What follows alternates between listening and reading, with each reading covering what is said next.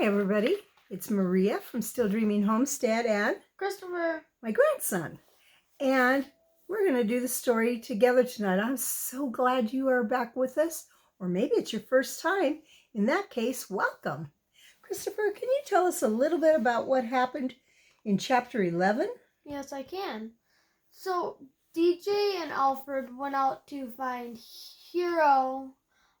That's when they found out from DJ's stepsister that she seen Tag heading into the woods, Which was Alfred's little brother. going to find his daddy. Oh. So, when they were able to leave, when they found Alfred, DJ saw something, ended up being Bones, and they're pretty sure he's the firebug. Yeah, but he was injured, and he was going to get burned up because the fire was coming, huh? Yeah. So, what did DJ decide to do? Let Alfred go, said he could get the next couple steps through where a fire already swept through to go save the Bones kid. Yeah. So DJ's headed back in towards the Inferno. Oh man. Well, I think it's time to get reading. Thanks, Christopher. You're welcome. Let's see. So we are now chapter 12 already. Back from the Inferno. An inferno is something that just is burning and burning and burning, and there's so much fire. DJ hadn't had time to explain his hasty remark about Bones being the firebug. DJ was positive he was right, but Alfred must have thought he had lost his mind, especially since he had rushed back into the fire to help with Bones. DJ's mind whirled so fast he was barely conscious of his reasons as he plunged towards the Inferno, racing towards him. It came with a fearsome sound of fire and flames, explosions and wind. He saw Bones lying where he had been when he called out to DJ. And Alfred, swiftly feeling the intense heat on his face, DJ knelt beside the older teenager. Bones looked even more like a skeleton with his skin. His face was black with soot. That's ashes. He was cut and bruised, and his clothes were torn. Only the great desire to live made his deep-set eyes glow in their bony sockets. So this part here, if you feel this, you can feel all around this bony area. That's your eye socket. And Bones was so thin that was way sunken in, so you could see them. Not the bones, but the shape.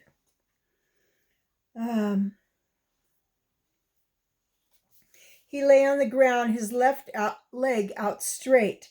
The right one was twisted strangely behind him. He was filthy dirty with ashes.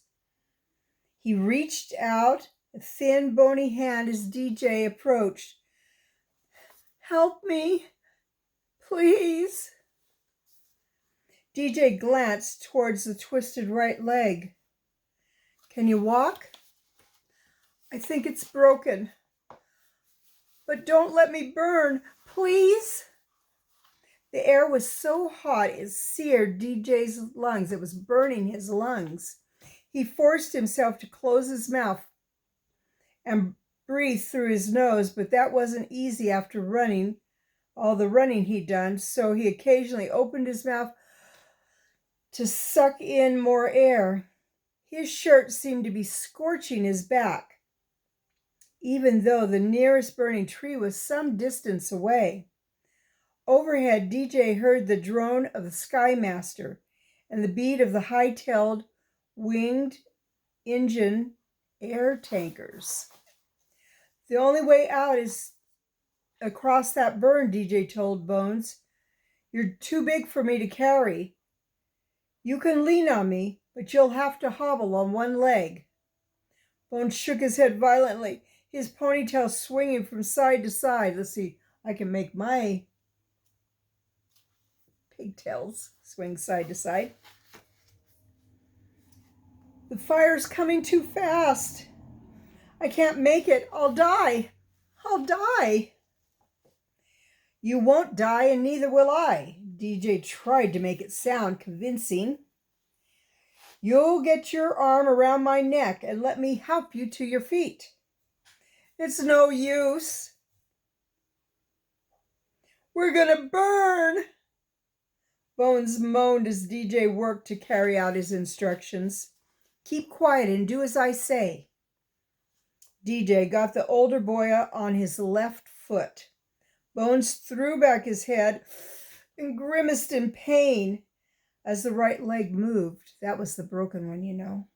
It flopped weirdly behind him, but DJ didn't see any blood. He hoped Bones wasn't hurt too bad. Come on! DJ yelled above the roar of the fire and the dynamite loud explosions. A great tree behind the boys suddenly gave way and began crashing heavily to earth, causing DJ to cringe and look hastily over his shoulder. It sounded as though the tree was going to smash right down on him. But the conifer fell well behind them. DJ turned to look at the way ahead. Just a few more feet. Suddenly, the wind shifted again. The swirling smoke and stench of the hot ashes and soot hit DJ and Bones right in the face. Overhead, the crown fire took new life and leaped from treetop to treetop, faster and faster. It's no use! DJ Bones shrieked. We're cut off. We'll never make it. I can't go on. I can't. He slumped heavily, pulling DJ down to his knees. DJ threw his palms down to keep his face from being driven into the dirt. In that instant, he knew that he could make it to safety if he left Bones and ran for his life. But if DJ stayed, Lord, he cried, rolling his eyes heavenward, please. The prayer was a moan, a thought more than words. A feeling of helplessness crushed him. Then he heard a sound, a distant, friendly sound in the midst of the first fiery fury. That was a tongue twister. Immediately, DJ started to struggle back to his feet, reaching again for Bones' skinny arms. Listen, DJ shouted, gritted his teeth with determination as he draped the other boy's left arm over his shoulder and encircling Bones' rib cage, right down with his right arm. We're going to make it. He was spurred on by thunder, the thunder of the crown fire and the maddening swirl of heat and smoke and soot, and by the sudden hope which comes only from belief and not from logic. Bones' eyes widened. Can you make your eyes wide? Yeah. Even from their deep sockets, DJ could see the fear that bordered on panic. Bones looked as though he was going to bolt and run wildly until the fire engulfed him. Only his broken leg kept him hanging onto DJ's neck. But DJ could see something else in Bones. Wide-eyed terror. DJ turned quickly to follow Bones' gaze. The fire had raced behind them on the right, jumping from treetop to treetop, and was curling like a giant net of flame from the front. It was coming around in front of them, too. The leaping, twisting wall of fire stood between them and their only hope of safety, the old barn. In moments, the flames ahead would double back on the boys, encircling them on all sides. It would be so hot they would die before the flames got to them, but the fire would come anyway. Oh, Lord! Again DJ's prayer. Yet, in that fearful moment a verse leapt to his mind and sent him scrambling to his feet. And this is the verse. I will lift my eyes to the mountains, from whence comes my help. My help comes from the Lord. DJ had reached down to help the hysterical Bones, but DJ stops, his eyes shooting upward. And from the California Forestry Service, he cried, his voice rising with joy, Bones, look what's coming to answer my prayer. Though the smoke was making him cough and want to throw up, DJ heard the sound of the twin-engine gunner S2. A moment later, he caught a glimpse of the high-tailed yellow plane as they started on their run, one behind the other. DJ was up again, helping Bones. They were coughing so hard, they were nearly doubled over. Their eyes were streaming with tears, but they staggered on with sudden new hope. DJ's right arm held the older boy just as the first tanker thundered overhead.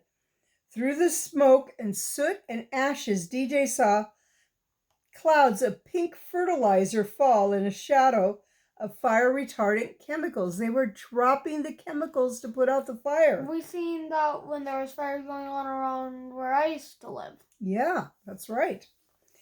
The pink cloud plummeted fast, landing right on the blaze in front of the boys. The flames vanished into smoke. Yahoo! DJ yelled, waving his free arm wildly in the air. Right on the money. They're opening a path for us to the burn. DJ was still stumbling forward when the second tanker zoomed in behind the first, which was already starting to climb, and banked sharply into the sky. Bank is how they turn, like this.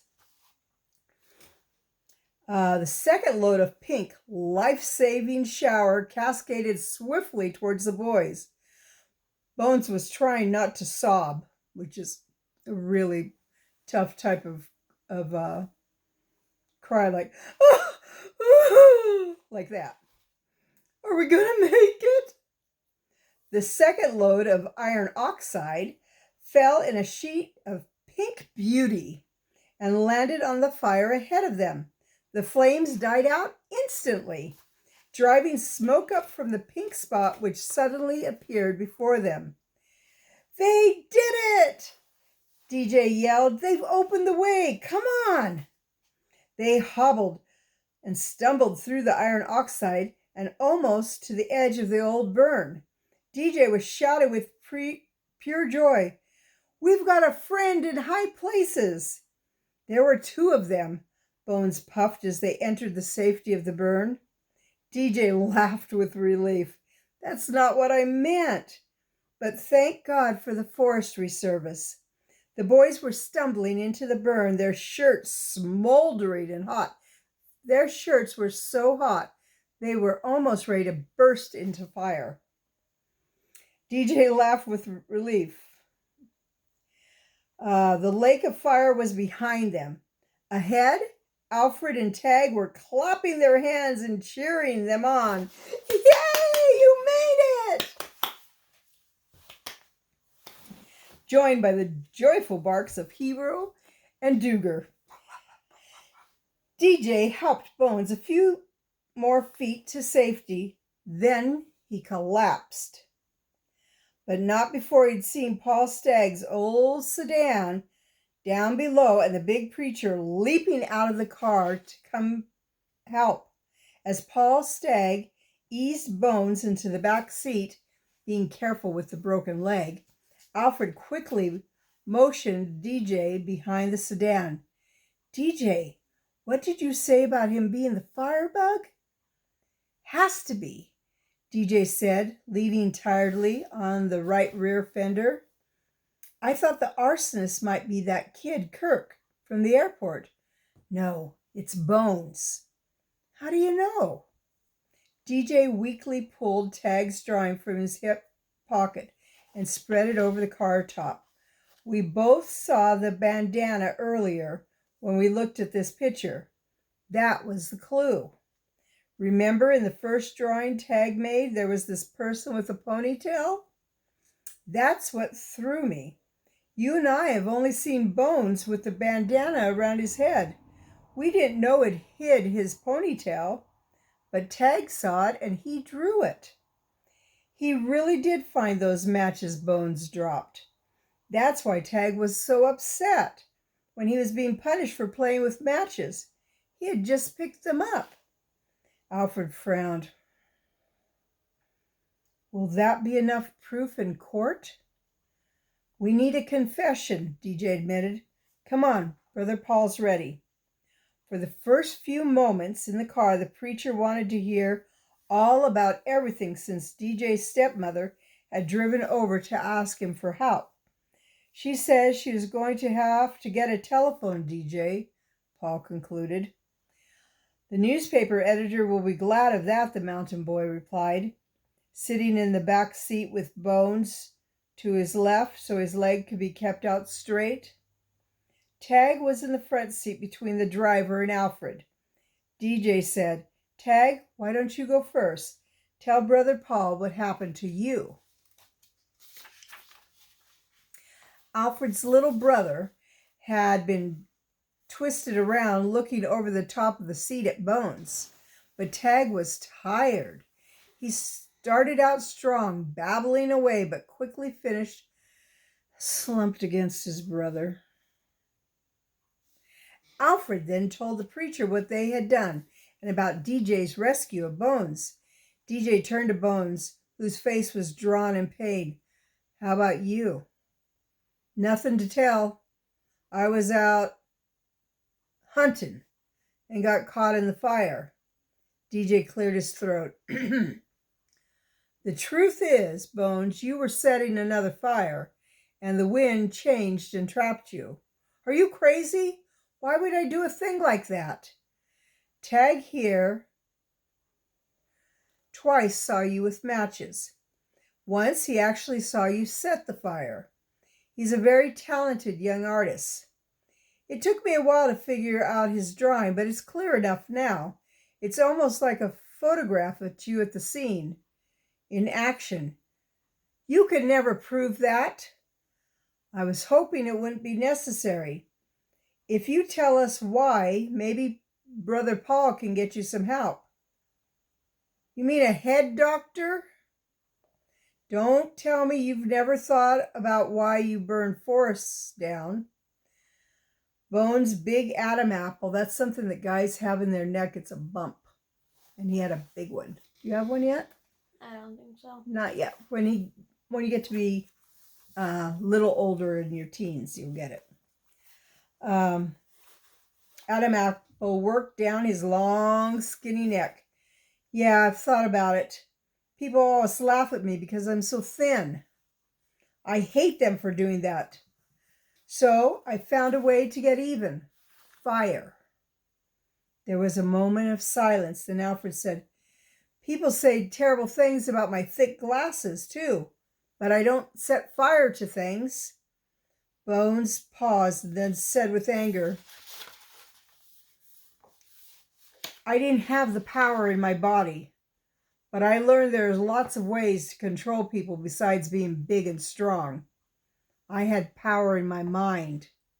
I've read lots of books about black magic, witchcraft and things. You know where those people got their power? Through what they believed. Brother Paul's voice rumbled up from his big chest. Did it ever occur to you that you could use that ability to read and learn something good and positive? I wanted to get even, Bones said through clenched teeth. So I thought about the power fire had and the control it gave me. The whole towns are afraid of what I can do. I can destroy everything they own and make them run like rats. Pull your hat back. DJ asked softly, didn't you ever care about the people you might hurt when you were setting those fires? I don't have any family. Nobody who cares about me, not really. But I guess I never really thought about people who could get hurt until it happened to me back there in the fire. Bones looked at DJ and added, if you felt the same way about me as I did about people. His voice trailed off. Paul Stagg's deep bass voice filled the car. I know someone who can help put that intelligence of yours to a more positive use. I'll take him to him if you'd like. Bones frowned. You mean a head doctor? Yes, a psychiatrist. But I'd like to talk to you too about someone who helped me when I was all mixed up and doing some wrong things a long time ago. You know, Jesus can help you if you talk to him.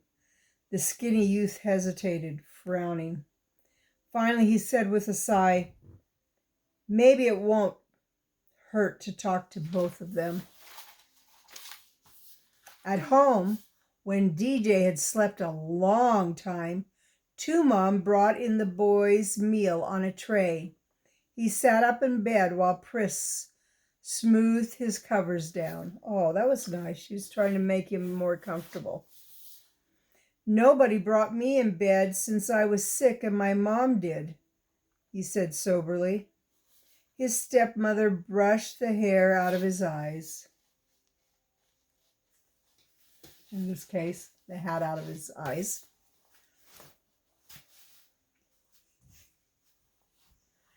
Her touch was gentle. The boy liked it. Gotta keep the strength of the star reporter who's about to write an eyewitness story of the biggest news in years. DJ felt warm and good, but he didn't say anything. Pris finished straightening his covers. She said softly, I'm sorry about getting into your things. DJ, I won't do it again. It's okay. He thought of Mrs. Stagg's Sunday school lesson about patience and wondered if Two Mom, Pris, and he were learning it. On Sunday, he'd ask his teacher. Two Mom said quietly, this family has so much to be thankful for this week. The town was spared from the fire, though some of the outlying houses burned. There wasn't a single loss of life, though you boys had a terrible scare. And the arsonist, the one they call Bones, he's been admitted to a hospital in Indian Springs for help. DJ picked up his fork and nodded. He bent his head and said a silent blessing. He looked up. Where's Dad? He's still asleep after all that firefighting, but when he wakes up, we're all going over to the Staggs and bring your grandfather here. His house burnt, you know. DJ nodded. They told him before he went to sleep. He'll miss his old rocker. Two Mom mused. Maybe we can get him another one.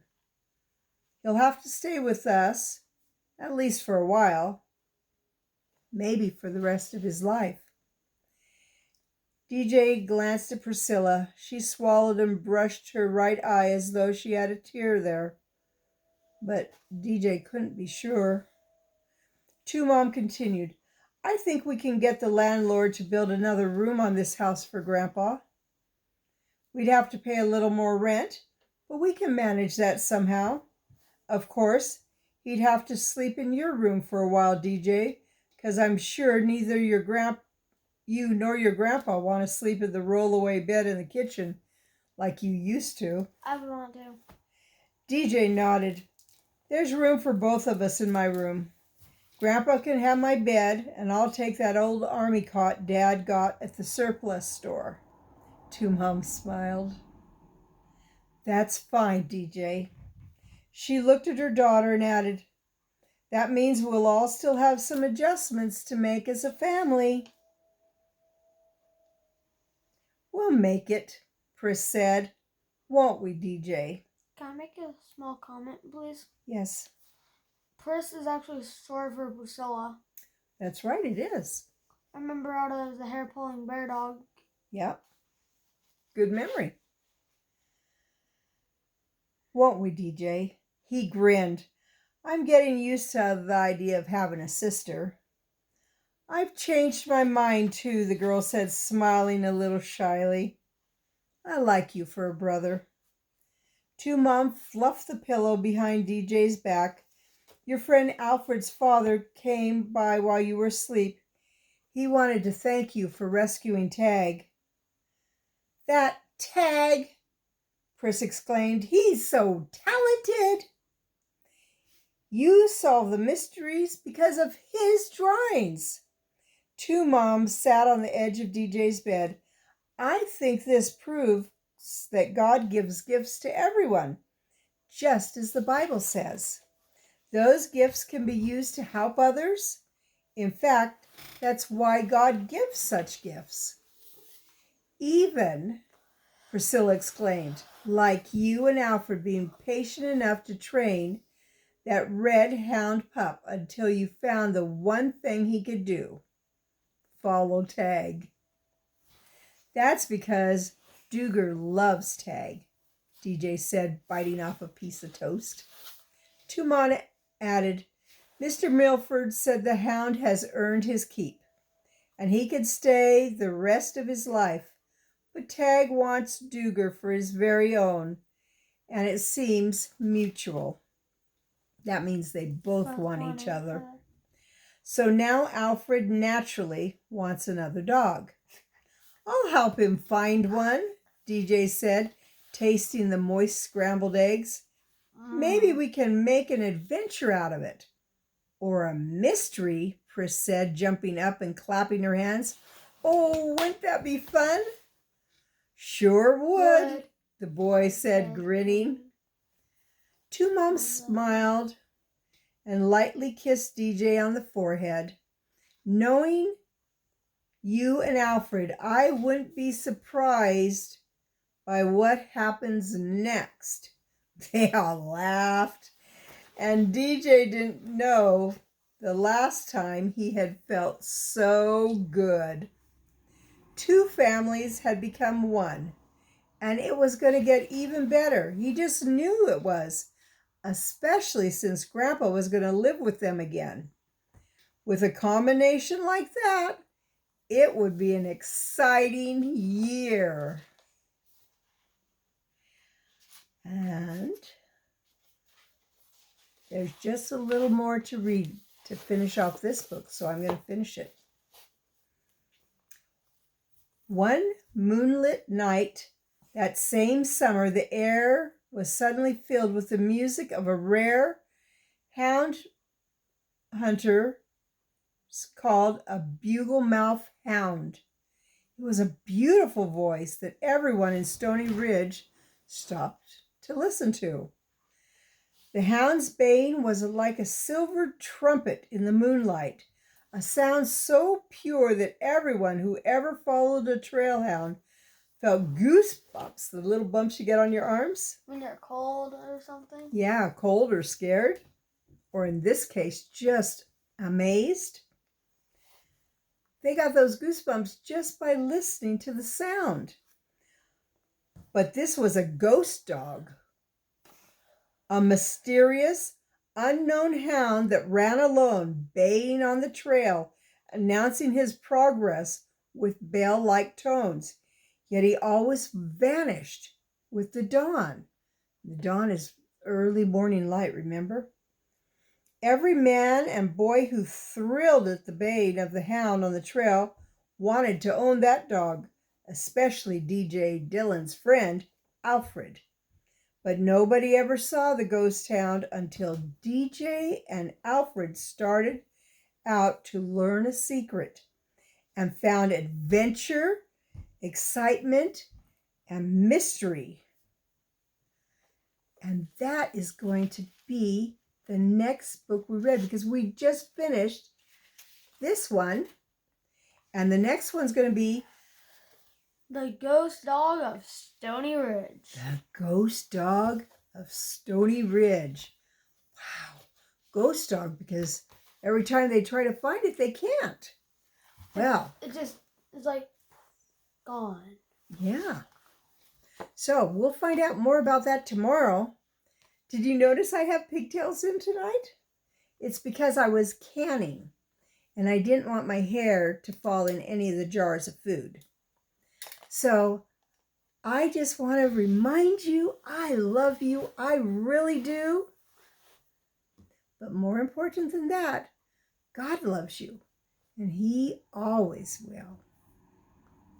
So this is Christopher Anne Maria saying good night, and I hope you enjoyed this story, whether you're watching it in the day or the night. God bless you, and we'll be reading to you tomorrow.